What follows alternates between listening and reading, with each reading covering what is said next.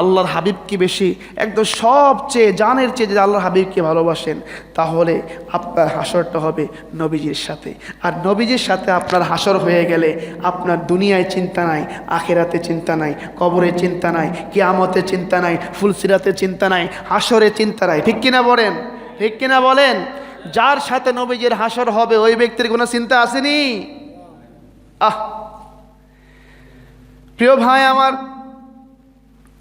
এই জন্যই আল্লাহর হাবিব বলে, এরে আমার সাহাবী, ও সাহাবী রে, তোমরা বলেছ মুসা কালিমুল্লাহ, ঈসা রূহুল্লাহ, ইব্রাহিম খলিলুল্লাহ, আদম সফিউল্লাহ, তবে আনা হাবিবুল্লাহ।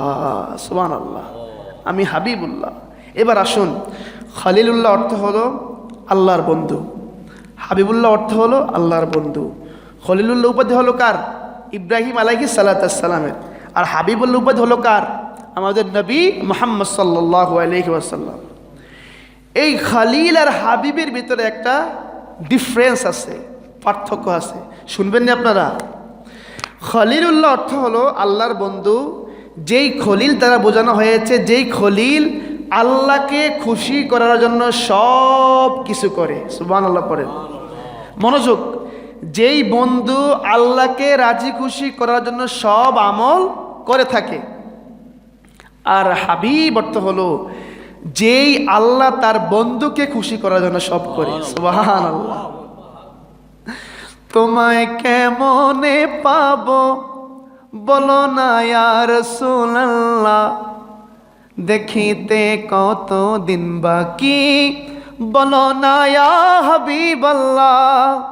তোমায় কেমনে পাবো বলো না ইয়া রাসূলুল্লাহ, দেখিতে কত দিন বাকি বলো না ইয়া হাবিবাল্লাহ।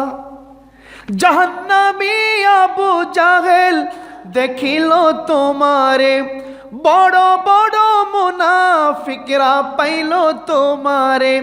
অধমেরে দিদার দাও না ইয়া রাসূলুল্লাহ, সবাই সবাই, অধমেরে দিদার দাও না ইয়া রাসূলুল্লাহ, দেখিতে কত দিন বাকি বলো না ইয়া রাসূলুল্লাহ, দেখিতে কত দিন বাকি বলো না ইয়া রাসূলুল্লাহ।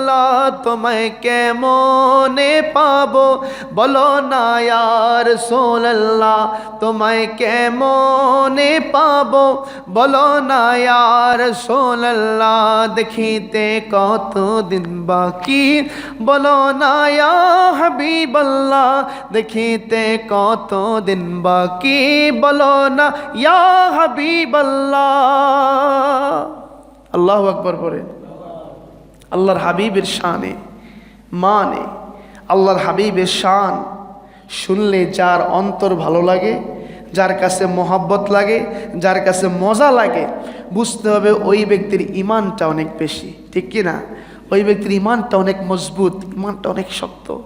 আর যার ভিতরে আল্লাহর হাবিবের শান শুনলে, মান শুনলে ভাল লাগে না, চুলকানি শুরু হয়ে যায়, খারাপ লাগা শুরু হয়ে যায়, বুঝতে হবে ওই ব্যক্তির ইমানের ভিতরে গলদ রয়েছে, ভুল রয়েছে।